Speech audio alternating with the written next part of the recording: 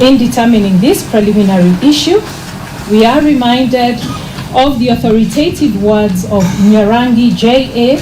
in the widely celebrated case of owners of the motor vessel Lillian S. versus Caltex Oil Kenya Limited, reminding us that without jurisdiction, a court has no power and must down its tools in respect of the matter in question. This principle has since been reaffirmed in numerous landmark decisions by the Supreme Court, underscoring its centrality to the exercise of judicial authority. In the case of Machari and another versus Kenya Commercial Bank Limited, the Supreme Court was unequivocal in its holding that a court's jurisdiction flows from either the Constitution or legislation or both. Thus, a court of law can only exercise jurisdiction as conferred by the Constitution or other written law. It is quite a lengthy paragraph there. However, let me also say the Supreme Court stated that where the Constitution exhaustively provides for the jurisdiction of a court of law, the court must operate within the constitutional limits. It cannot expand its jurisdiction through judicial craft or innovation. And the quotation goes on. Likewise, in Adenga and two others versus Kibos Distillers Limited and 5 others, the Supreme Court again emphasized as follows: a court, even this court, that is the Supreme Court, cannot arrogate itself jurisdiction through crafts of interpretation, and a court ought to exercise its powers strictly within jurisdictional limits. End of quote. We find it necessary to address the issue of jurisdiction by examining the historical context of Kenya's constitutional drafting process, as highlighted by learned counsel Dr. Thiampoli in his submissions.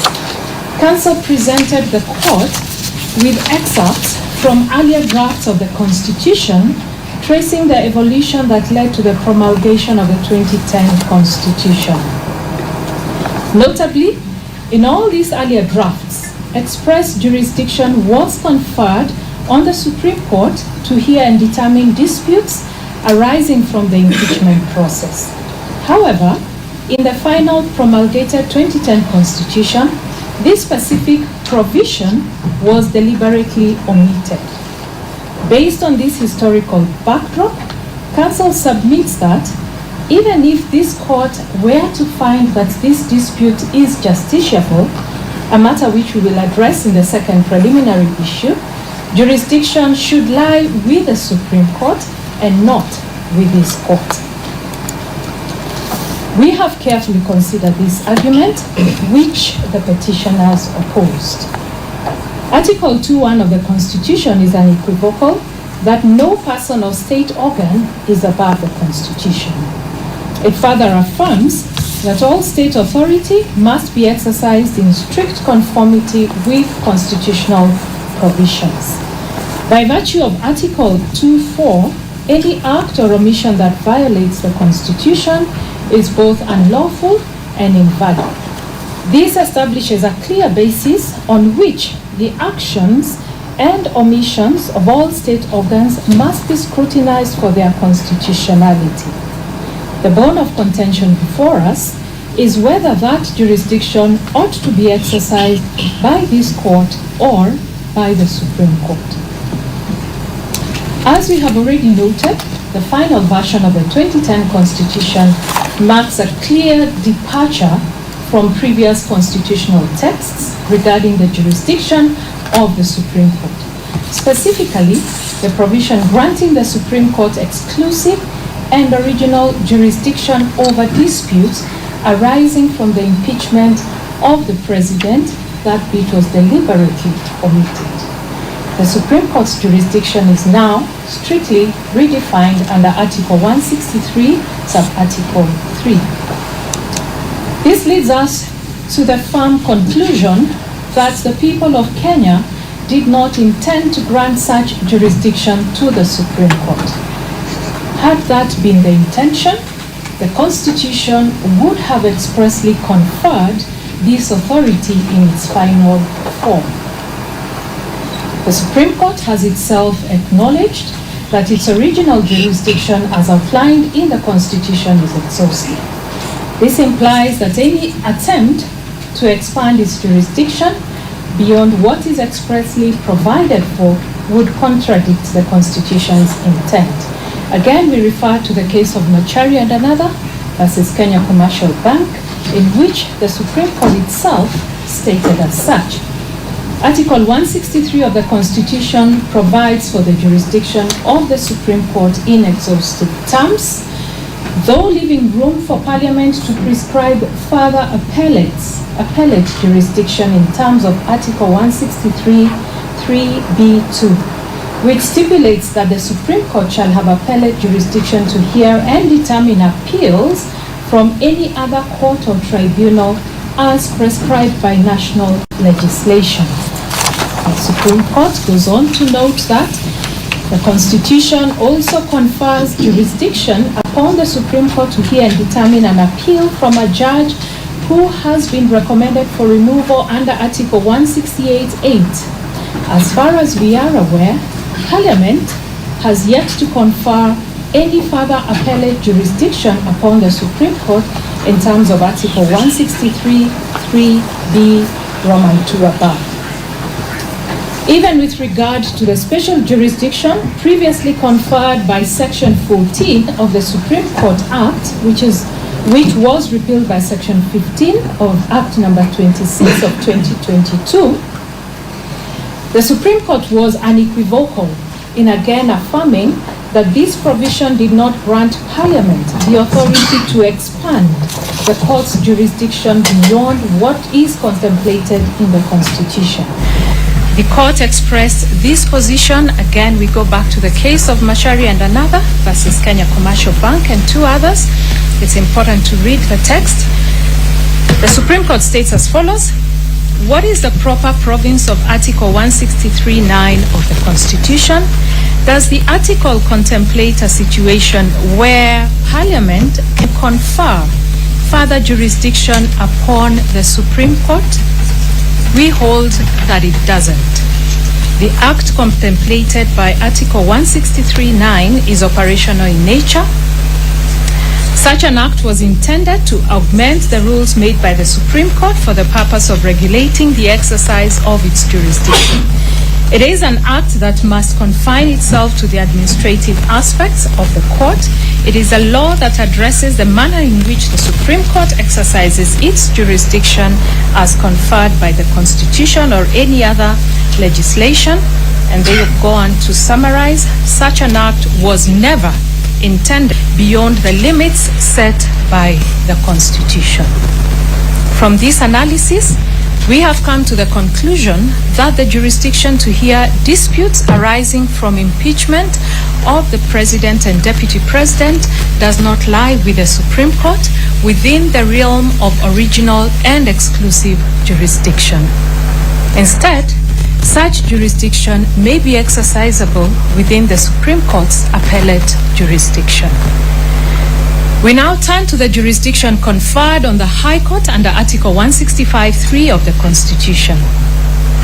Notably, the High Court is also vested with a broad scope of original and somewhat residual jurisdiction under Article 165(5), which grants this court jurisdiction over all matters except those explicitly reserved for the Supreme Court or for courts of equal status. This broad jurisdiction demonstrates a deliberate intention by the drafters of the 2010 Constitution to empower the High Court to address matters not expressly covered in the Constitution, ensuring that no legal issues, including, as what is before us, impeachment proceedings, fall outside the court's purview. By vesting the High Court with such extensive authority, the Constitution also guarantees that gaps in constitutional coverage are filled, allowing the court to adjudicate on significant issues that may arise within the evolving landscape of governance. Within this framework, The jurisdiction conferred under Article 165(3) extends to adjudicating any alleged infringement of the Bill of Rights and interpreting the Constitution. In this context, Article 165(3)(d) Roman 2 expressly grants the High Court the authority to determine whether any act purporting to have been done under the authority of the Constitution or any law is inconsistent with or in contravention of the Constitution. This reinforces the High Court's pivotal role as the guardian of constitutional integrity, ensuring that all actions by state organs or individuals are in full compliance with constitutional dictates. A closer examination of the Constitution confirms that the drafters expressly intended to exclude the High Court from hearing appeals related to tribunals established under Article 144.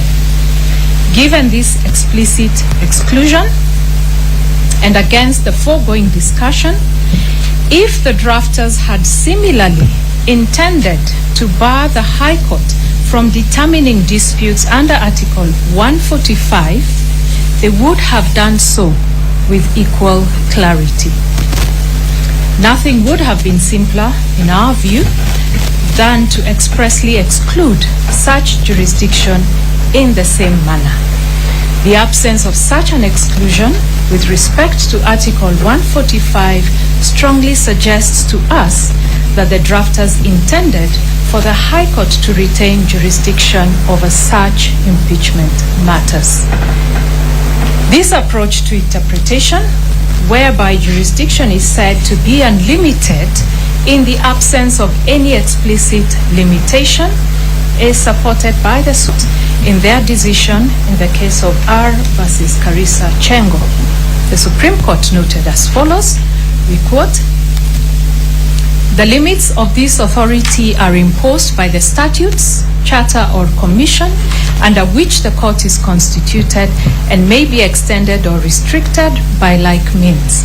We emphasize that if no restriction or limit is imposed, the jurisdiction is said to be unlimited." The quotation goes further, but that is the emphasis statement. It is undisputed that the impeachment of the Deputy President is a constitutional process outlined in Article 145 of the Constitution. The authority to determine whether the merits and procedures of such an impeachment process align with constitutional requirements therefore falls squarely within the jurisdiction of the High Court as provided for under Article 165(3)(2). The role of the courts in an impeachment process was reiterated by the Supreme Court in the case of Sonko versus Clark County Assembly of Nairobi. That is another quotation that is used in our ruling when you get to read it. The court went on to state that the impeachment architecture in the Constitution, the law, and the standing orders leaves no doubt that removal of a governor relates to accountability, political governance, and personal and not necessarily about criminal responsibility. It follows that insofar as the process of removal of a governor from office is concerned, the court's role is confined to deciding whether the governor's constitutional rights and fundamental freedoms have been breached in the process and whether the procedures for removal from office have been followed without the court constituting itself into any of the two constitutional organs in whose hands the power to remove is vested.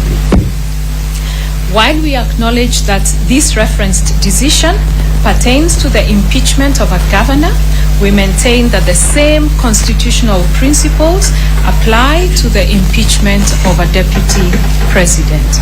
And accordingly, we do hereby find and hold that this court has the jurisdiction to sit and determine the matter that is before it. The second issue is whether the matters raised in the consolidated petitions are justiciable. Ordinarily, an application for conservatory orders concerning the subject matter of a suit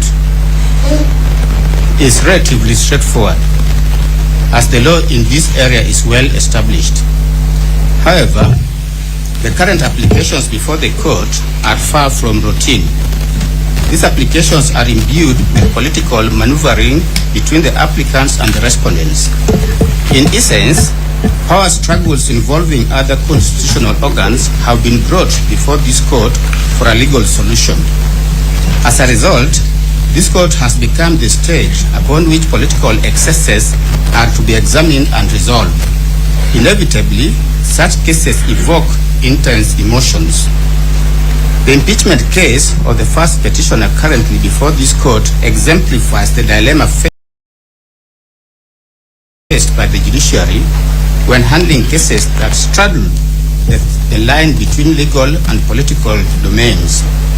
There is no doubt that many are watching to see how the court will navigate this delicate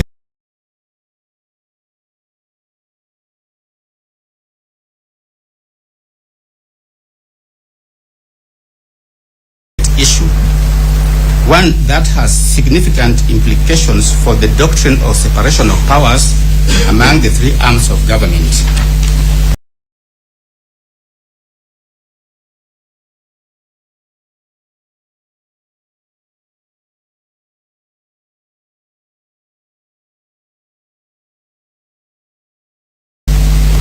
Answering this issue requires a brief analysis of the doctrine of separation of powers in relation to the doctrine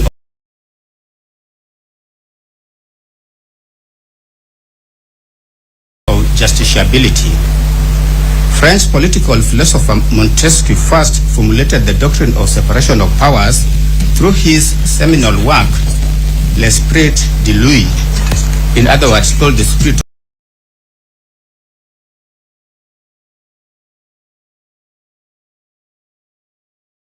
of Laws, which was published in 1748.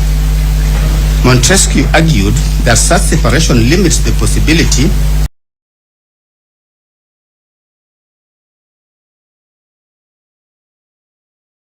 of arbitrary excesses by the government, since the sanction of all three branches is required for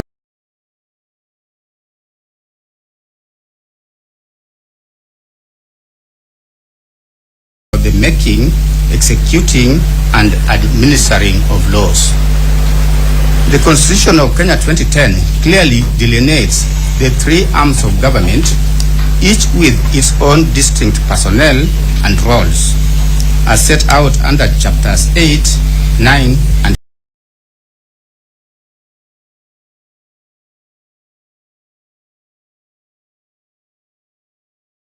10. Chapter 8 establishes the legislature and details its composition, functions, and powers as the law-making body of the government. Chapter 9 outlines the structure, the functions of the executive, whose primary role is implementing and enforcing laws and policies. Chapter 10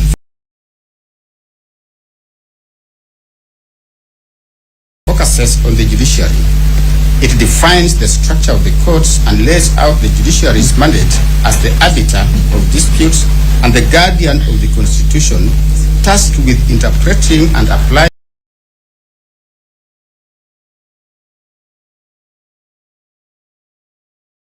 the law impartially.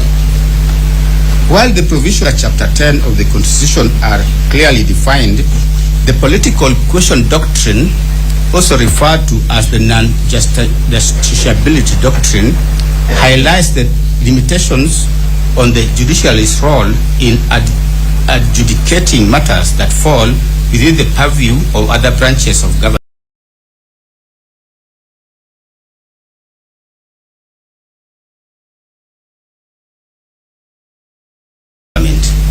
This doctrine essentially asserts that certain issues are not suitable for judicial determination because they are better addressed by the legislative or executive branches, which have the constitutional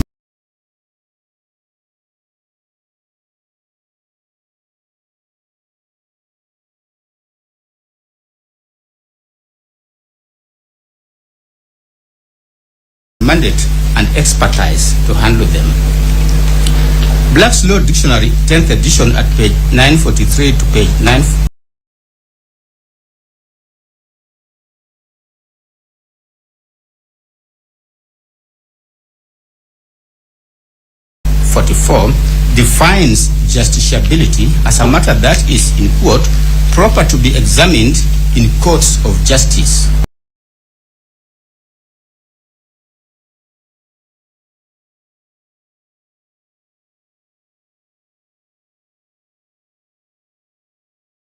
Or a question as may properly come before a tribunal for decision. Close quote. There is an abundance of judicial pronouncements expounding on the doctrine